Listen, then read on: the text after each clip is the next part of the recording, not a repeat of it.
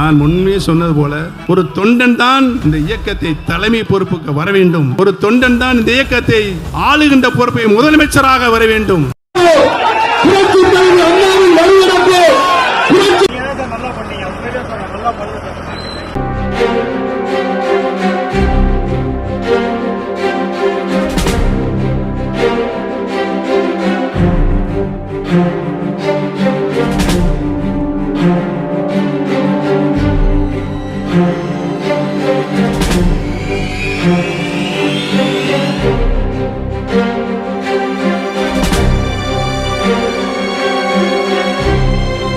தொண்டர்களுடைய உரிமை பறிக்கப்பட்டிருக்கிறது.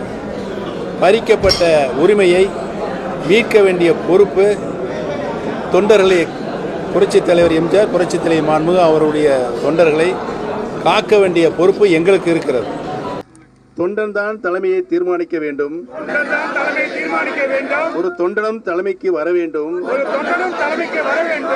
அரசியல் வரலாற்றில் எந்த நாட்டின் வரலாற்றிலும் ஒருவரை ஒரு அரியாசனத்தில் அமர வைத்துவிட்டு அதன் பின்னர் உரியவருக்கே அந்த அரியாசனம் திரும்ப தரப்பட்டதாக வேறு வரலாறே இல்லை.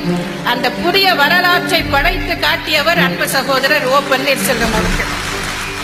இன்றைக்கு நடத்தி கொண்டிருக்கின்றார் எடப்பாடியின் கம்பெனி. அந்த குழுவிற்கு மாறி குழுவிற்குள்ள நம்முடைய இயக்கம் இருக்கக்கூடாது. ஜனநாயக முறையில் இந்த இயக்கம் தொடர்ந்து வெற்றி நடை போடுகின்ற இயக்கமாக அனைத்து இந்திய அண்ணா முன்னேற்ற கழகத்தை நாம் முன்னெடுத்து செல்கின்ற தூய பணிதான் புரட்சித் தலைவர் எம்ஜிஆர் அவர்களுக்கு, புரட்சித் தலைவி அம்மாவுக்கும் நாம் செய்கின்ற நன்றி கடனாக இருக்கும்.